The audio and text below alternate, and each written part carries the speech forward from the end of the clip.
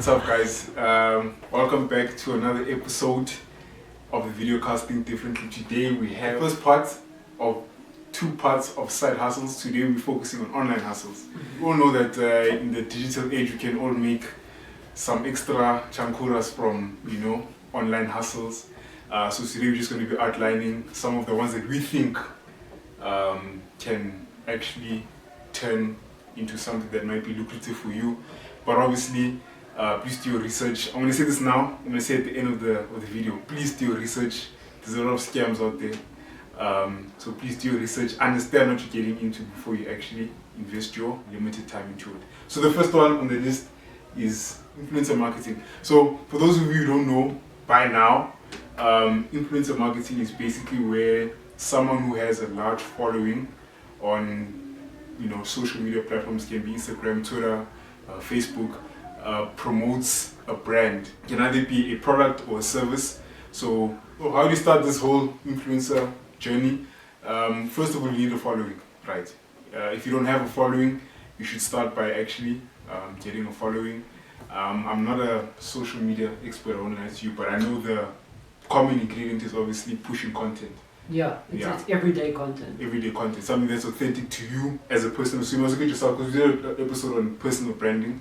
So you must look at yourself as a brand and how you can grow your own personal brand. So grow your following that way, right? But be authentic.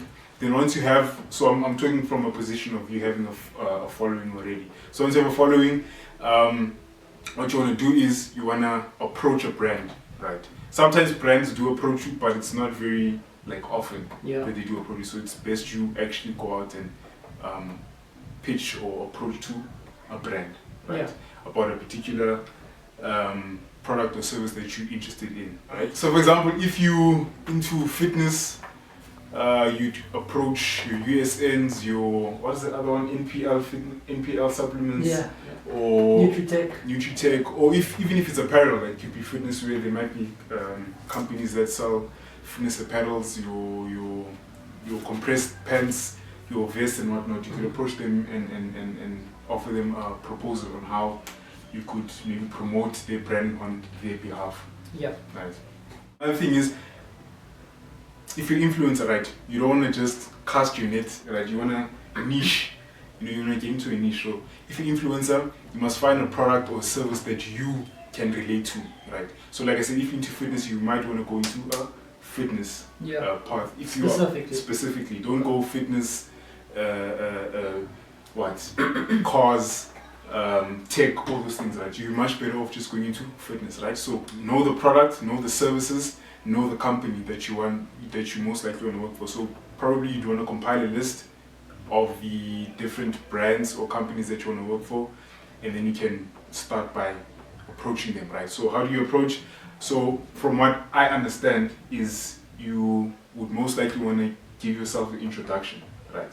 So by that I mean it's most likely the brands that you want to go for, they have some kind of social media presence already. So they upload their own pictures and whatnot, their own content, right? So you want to, in the comment section most likely, or you can even DM them, you'd want to introduce yourself as, no, hi, I'm Shoni, I'm this guy, I like your brand, I think it resonates with me well because of A, B, C, D, E, F, G, right? And I think we can align our brands, right, in this way, because I am also into, say, fitness, and you guys sell fitness apparel, so can we maybe work together, see if we can collaborate rather, right?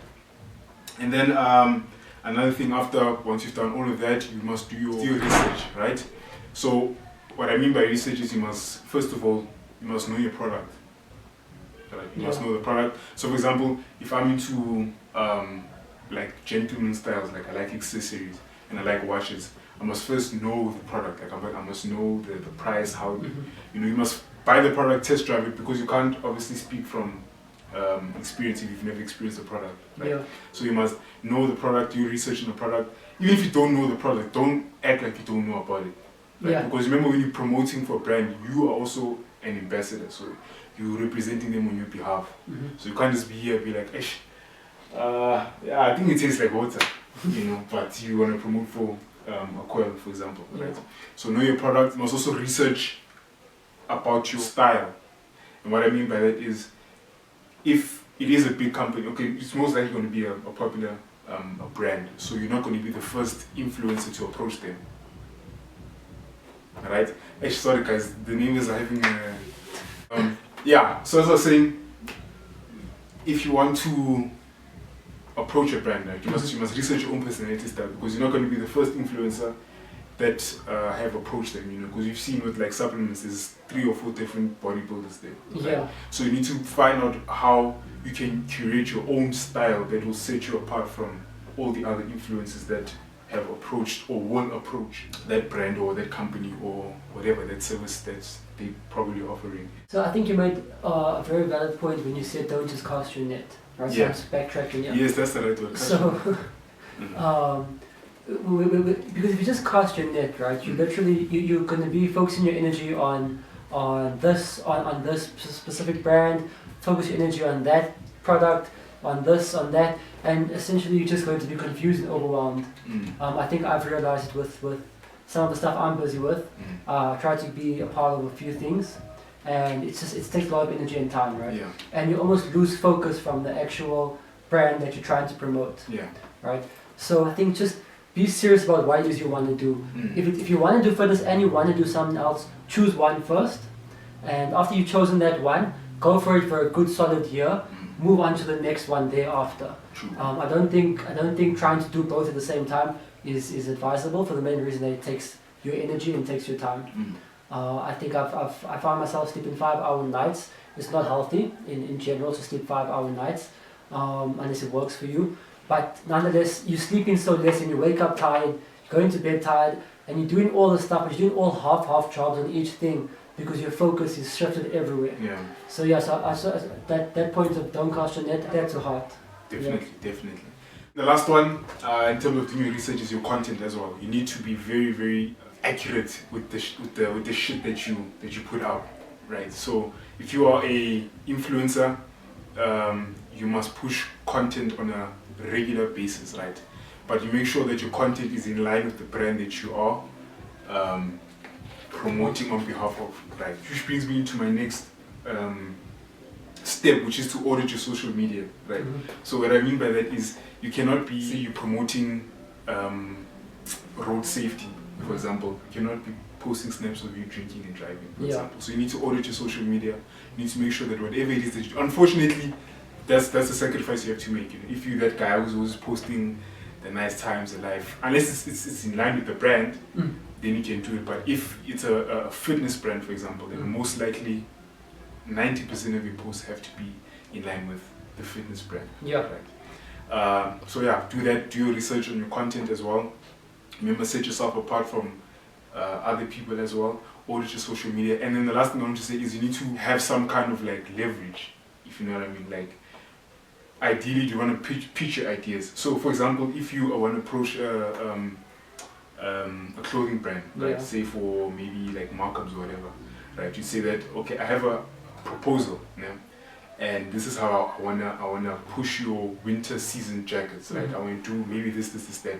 Can I maybe do it under my account at my own expense and see how much traction it gets? If I get so much traction, can we consider ourselves as, you know, in business together? Almost like partners, yeah. Almost like partners. Or can I collaborate with you in this thing if my idea works? Yeah. Right. So pitch a unique idea, you know. Give it maybe a test run and see what how it performs. And if it performs well, then we talk business, because you can see that this idea that I've been pushing for you guys actually works. Yeah. You know what I mean? That's interesting, but I never thought of that. Yeah. So try that out. Do that. That's basically influencer marketing, right? But if you don't want to go through all the nitty-gritties of all that, like I just explained now, there are other options like joining an influencer agency, right? So some of the influencer agencies you can join would be the Salt agency, 6 Degrees, and Have You Heard Marketing. Yeah. Yeah, those are, I think, some of the notable ones. And Scope Agency. Yeah. And R Squared Digital. R Squared Digital, yeah. Okay. Those are the ones I know. Alright.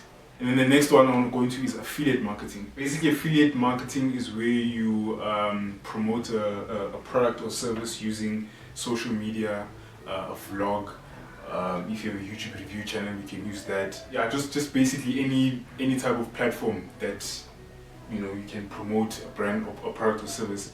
And then what happens is you get a unique link from a company, right? So whenever a visitor comes onto your site to check out the product that you've reviewed or whatever, or that you're selling or you're promoting, they click that link and it directs them, to the company where they can purchase the product or they can acquire that service. And every time they use it, they acquire that service or they purchase a product, you earn a commission.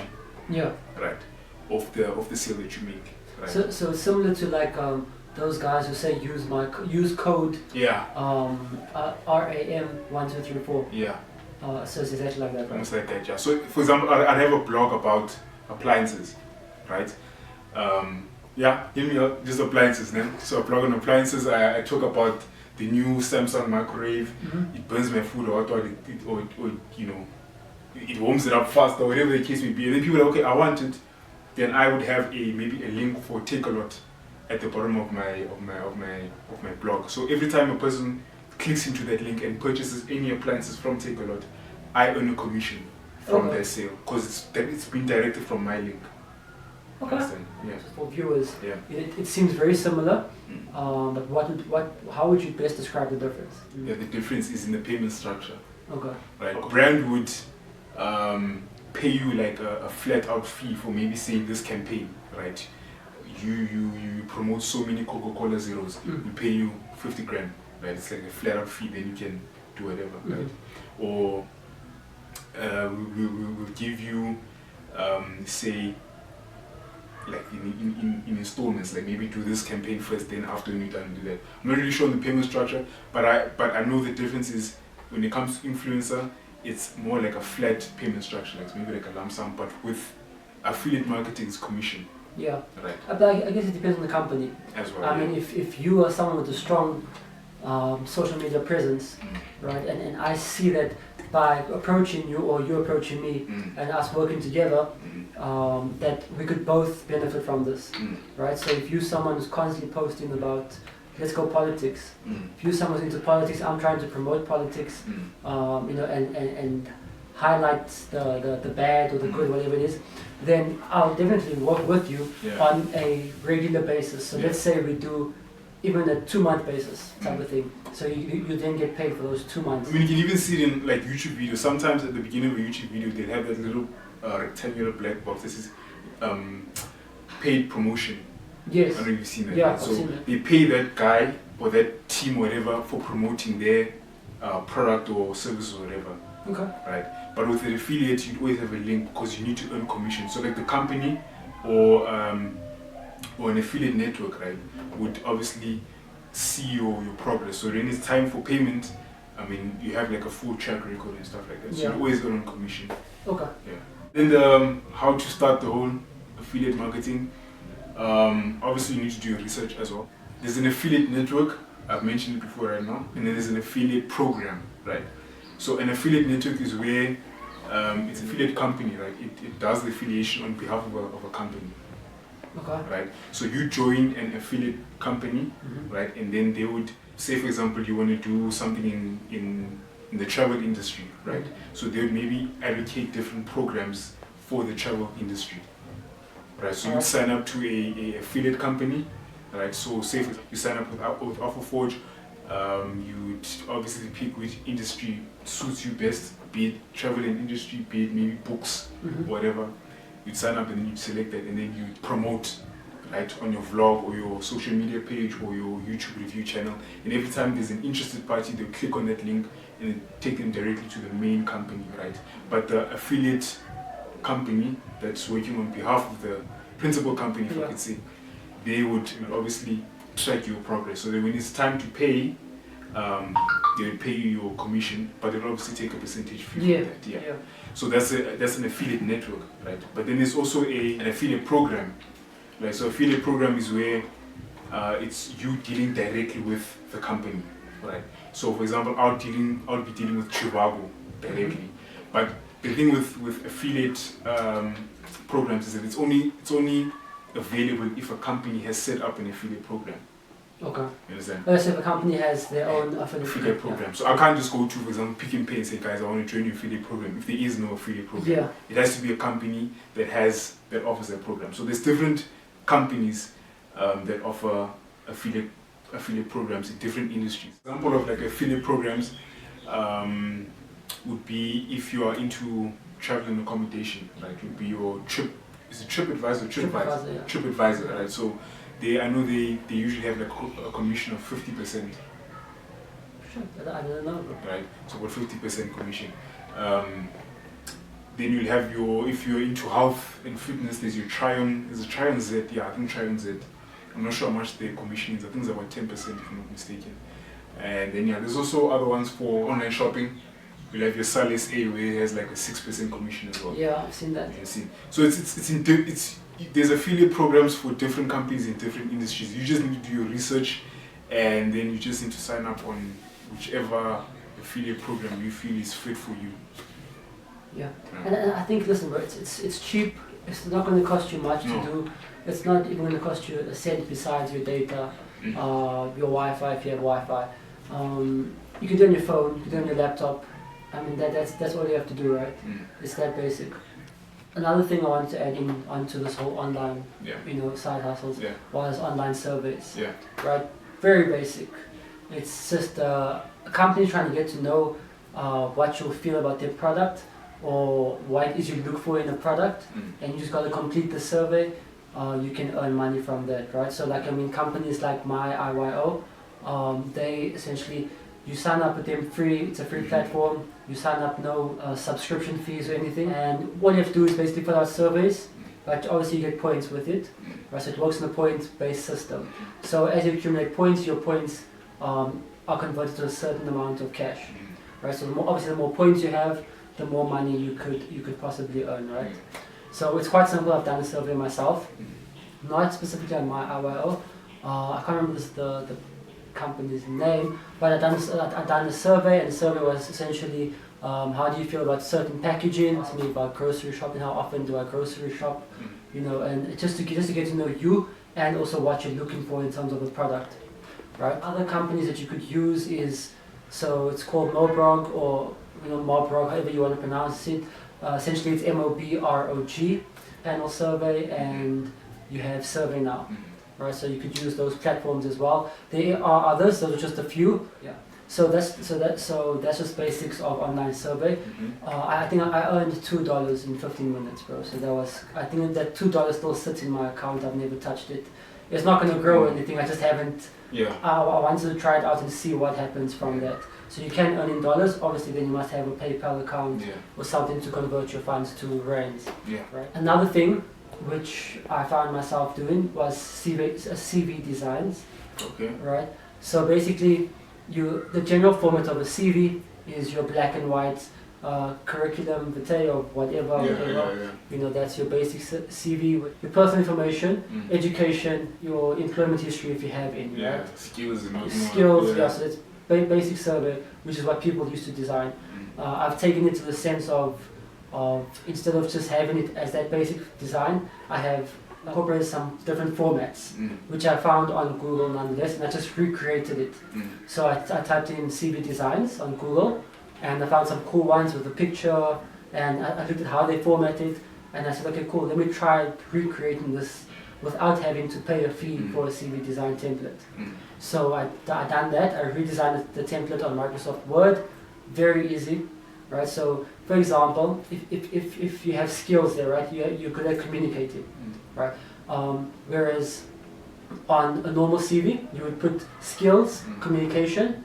On my template, I put communication, and I put 5 stars next to it, and I color 3 of the stars to show that that's my, that's how I rate myself in terms of communication. I mean, just that simple structure change looks way better than a normal skills communication.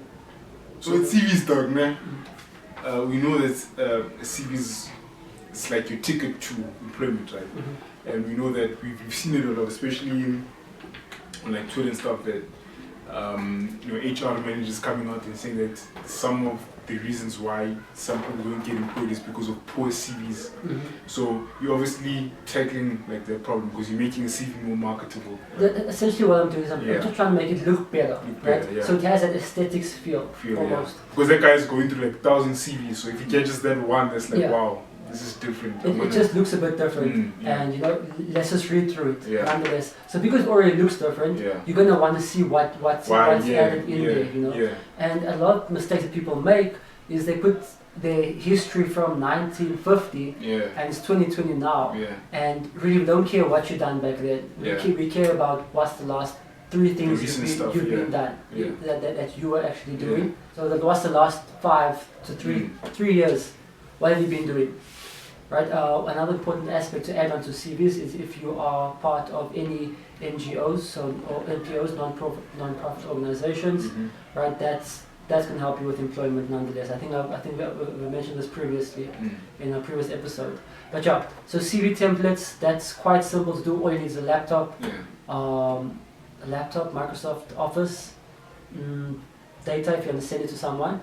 So essentially how I done it was, if I had a CV template, so someone asked me to do a CV for them, I asked them for the original CV, I then sit down and look at it, and I ask them, what sort of colors are they interested in for their new template. They tell me gold, blue and white. Okay, let's work with that. And I go with what they have in the current CV, and I reword it, but I also add in some of the stuff that they've added. And I just make it look prettier, bro. That's essentially, it just looks much more sexier when there's like different, when there's a minimalistic feel to it. Instead of just the basic. Straight to the point. So do you only like do like the design, or do you also like go into like editing, like maybe if you word certain things correctly to make it more? I do the editing as well. And but I'd let them know that I've done editing. I mean, you could charge up to 80 to 120. Even more actually, depending on what tools you have to use. I use Microsoft Word.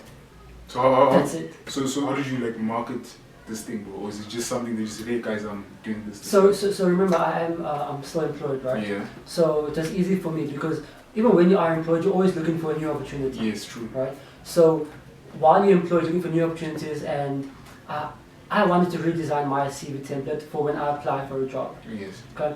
So. Sorry, just to give background, and I found templates on Google, and I started with that, and then I said, okay, cool, it's quite easy to do. Let's see if I can get paid to do this. So I went to one of my staff members and I said, listen, let me have a look at your CV. Maybe we could edit it a bit, make it look a bit more marketable. So she sent me a CV, and I was like, cool, this is what I have for you. And then that was it, and then she went to tell her friends and her family, and I told some of the other guys as well, and that's just how I marketed it. I never went specifically to say to everyone and say, guys, I'm doing CVs now, because I wanted to do it as a side hustle and nothing major. It was just an extra 80 to 100 rand, and it takes up at maximum, it could take you 3 days to do, right? But that's just it, But you have to be good at it too. I think you have to essentially be good. You have to just be good at copying the structure, if I could put it that way. Because whereas you would pay 100 rand or dollars, whatever it is, to download the CV template, right? You could just redesign the whole thing. You could use the exact same format and just change the colors, right? There's no copyright on CV formats, so you could just redesign it and be creative. Because the reason I'm asking is because it's obviously it's a serious problem we have, because I have no like history or whatever background in HR, but I know from hearsay that CV is very important. These people go through tons and tons of CVs, and you want to get something that's like eye catching. So which is why you wanna make it different, bro. Even if it's a picture of yourself on the CV, but not like you partying or something. One of your selfies. Get a professional picture. And all you do is edit the background, and you put a nice business background or some type of background behind your picture, and you're good to go. So that's a nice one. And CV designs. It's quite simple. It's super untapped simple. market. That's a nice one. Yeah, thanks, bro. And then the next thing I have, in fact, I learned it from CV design, was logo design. Okay. Right, so design logos for companies, for people. Microsoft has so many tools that you can use. There's so many free apps you could use. Some of them is Canva. You could use Adobe Spark Post. That's also a great app to use for editing, to create logos as well.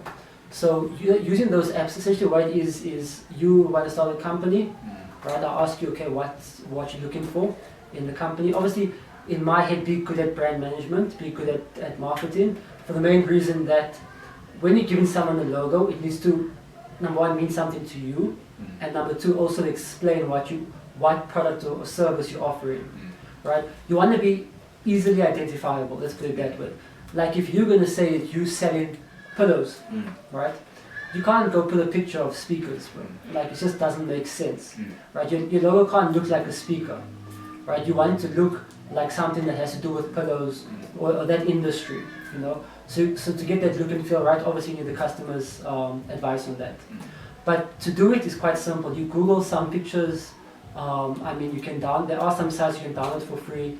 There are sites where it's copyright protected, so you can't use it unless you pay for the actual image, right? But there are free ones, like I said. You can use those and you can incorporate it. If you want to make it your initials, it's quite simple. Like mine, you put RK and you just redesign the format of it and it'll look good. So even logo design, a lot of people struggle to design their logos. You have to be creative. Like I said, you want to make it something that's easily identifiable to your product. And that just appeals more to someone. I think those are the three things I had from the top of my head, and I really wanted to share because, I mean, if you have a laptop, most people have laptops, phones, tablets even, quite simple, download the apps. Just start practicing. It's simple. So so there's some nice ones, bro. I like those ones. Very, very, very creative, very out of, yeah, it's for the creative person, bro. Yeah. So speaking of creative, right? So another some platforms are going to for some platforms for freelancers, right? So I want to start with Fiverr. So Fiverr is basically a platform for freelancers to obviously give their work to customers worldwide, right? So when you're talking about services such as video animation, website design, transcription, you can even get paid for setting up someone's LinkedIn profile, right? Oh, shit, yeah. So yeah, it's just a platform for freelancers. What you do is you sign up for free. It's a free sign up, and then you just pick whatever gig. I'm gonna call it a gig, yeah, whatever gig it is that you want to offer to customers. And then once Fiverr gets the order for that gig, they obviously approach you and they notify you. You do the work and then you obviously get paid. Yeah. I think, but for payment you need something like your a PayPal account. Yeah. Right. So yeah, set up your PayPal account, sign up, tell them what gig it is that you want to do, and then do the work and get paid. Yeah. It's just an important aspect on the PayPal stuff. Just research it first. Yeah. In terms of your payment structure. Yeah. Right. A lot of people don't research the payment structure, and then they find themselves not being able to withdraw funds and so forth. Yeah. So I think just make sure that you research it properly. It's very dependent on the company, so there is no set structure that we can advise you on. So just research. If you're going to go in with Fiverr, understand how the payout structure works. Yeah. In fact, just understand how the whole thing works. Right. You don't want to go into something but you're not sure how it works. Right. So understand how Fiverr actually works. How you can put your craftsmanship out there to get paid for it as well. Yeah. And like you said, the paper, just do your research and yeah, do that. Another one that I found quite interesting is Upwork. I'm sure a lot of you have heard about it. So Upwork works similar to Fiverr, but the only difference is the gigs here is that the projects are a lot bigger and they will most likely take up much more time because here we're dealing with larger corporations. So the skill set that you need here is a bit more because the work that you're doing is a bit more technical, so you require more skill to do, right? So it's usually gigs such as like your software development, mobile app development, website development, project management, your copywriting, your accounting, your marketing, all those things. Yeah. So if you have a skill set that you've perfected over the years, even if it's stuff that you studied, you can do the same thing, sign up for free on Upwork. When there is jobs or projects that are available, you can obviously be approached too. Because I know Upwork is a lot more lucrative because of the level of just the type of work that you're doing. It's more technical. So. And I think you have to be. You have to be a lot more skilled, like you said. Yeah. because I know someone who's tried Upwork. Yeah. So basically, you go onto it. There's posts of someone saying they're looking for this specific, someone who's specialized in this field, this field. And what she actually done was she approached them, and she clicked on that one to say she's willing to do it. The only problem was when they asked her for her experience, they felt it wasn't enough for what they wanted, so they actually declined it. Oh, okay. Yeah. So, like I said, you gotta be very, like you said, especially you gotta be very skilled and knowledgeable in what you're doing there. Okay. This one, Upwork. Also another one, PayPal. But yeah, like we said, I'll say it again. Please do your research. Research Upwork. Research on how the payment structure of it works and how to get paid via PayPal and so on and so forth. Okay, and the last one I think it was paydesk.co. The code is .co. I'm just gonna say paydesk.co. So that's what's written here. Paydesk.co. It's basically a platform for the information business, right? So if you are looking for journalists, if you're looking for writers, if you're looking for transcribers, if you're looking for a camera crew, if you're looking for photographers, anything related to the information business, this is the best platform where corporations, companies, or even me myself can go and approach and look for these things, right? So there are freelancers out there such as journalists, like the ones that I mentioned. You'd sign up, and then when you do get a gig, they would approach you and you'd do what they ask for you. So you don't need to be, for example, like say for us, right? We want to start our own news YouTube thingy, whatever, and you want to cover a story in Siberia, right? So what you do is you'd have a journalist or a camera crew or whatever in Siberia who do the work, and then they would just give it to us through the agency of Paydesk.co, and then Paydesk would pay the freelancers that side. Okay, that's interesting, bro. Yeah. I've never used Paydesk. Yeah. It's quite interesting, bro. I mean, if you have the skill set like that, I mean, definitely, why not? Definitely. Go to the website and check the credentials that they have. They work with CNBC, CNN, big information outlets out there. Okay. So obviously do your research as well. I know it's another one, PayPal again, but again, please guys, do your research again. So I think, bro, just to end it off with the last one that we had in mind was online virtual assistant. Yeah. Right. So this one's quite interesting because I actually read this in the book. So basically, a virtual assistant is like a PA, personal assistant, right? Except they're just online. You don't see them unless you Skype them or Zoom or whatever it is. But they're in another country, and you are here, right? So if you want to sign up to be a virtual assistant, you can. I mean, you can be in the same country. Yeah, you can be in the same country as well. So, for example, I want to be your personal assistant, right? Essentially, all I do is I say, because I know you, I'm like, yo, Shoni, listen, bro, I started doing some personal assistant work, and I'm looking to just further my experience. Obviously, me knowing your situation, that your business is quite tight and you're short on time, right? And you would appreciate that time back, right? Essentially, then I'd say, okay, so this is what I'm offering. I have I can set up your meetings for you. I can set up, if you want me to send your girlfriend flowers, I could do that as an additional service type of thing, right? So instead of you going onto Netflorist or whatever other sites there are, I'll be the one doing that. But there's also, and I'll send the flowers and so forth. There's also the trust aspect, where you have to screen the person to see how trustworthy they are, right? In the sense where, are you willing to give me your bank information so that I can make the purchases on your behalf, right? There is the option also of me doing all the purchases, but you depositing the money into my account, right? So essentially, you just pay me a monthly fee to work with you as your assistant, setting up your meetings, doing running your errands for you, or having your stuff delivered to you, and so forth. So if you're good at managing, then it's something that you will be wanting to do, because it's all you have to do is set up everything. You're just setting up even if you need me to help you with the transcript for something, or an email, right? Let's just say you're bad at English and you need help with that. And knowing me, I'm an A+ student in English. I write really well. So You say, listen, please send an email to John requesting this on this date, and that's it. I structure the email, I send it from your inbox, so it now looks like it came from Shoni. But essentially I've done all the work. And yeah, you could be based here and approach your friends or your family members. You can approach companies as well. You can also approach people overseas and be their virtual assistant as well. Yeah. I think, yeah, bro. So just in conclusion, I think let's just summarize this out. So a quick summary. Important factor you've mentioned it through the entire show was PayPal. Set up your PayPal account.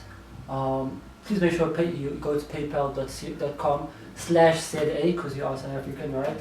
So PayPal for South Africa.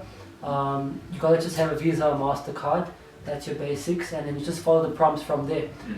You have to link that card to your PayPal account as well. So yeah, do your research on it and then do the link. You can start earning in dollars and transferring money to rands, right? So we've covered a lot of online ways to make money in South Africa online, right? So obviously we know that there are others. We can't cover every single avenue there is out there. So if you do have any other recommendations or suggestions, please comment them, suggest other avenues as well, and yeah, let's share, let's communicate, let's push this thing, right? So the main aim is to make money as a side hustle, guys. Times are tough, so let's try to push it. Also, when you're taking this journey, please understand that you need to be very patient as well. It's not a get rich quick thing, so you need to take your time. You're probably not the only one who's doing whatever avenue you're doing. So the element of being unique tends to evaporate. So please just take your time. You will get your chance. You will earn your money eventually, right? So just be patient. Do what you need to do to the best of your ability. And I think that's my advice from the TD team to you guys. Let's hustle. Yeah, bro. 100%. I like it. Yeah, cool. So yeah, guys, like you said, be patient. Take your time. Think differently. Most importantly, I mean, if you guys apply your minds to it, definitely you can achieve something.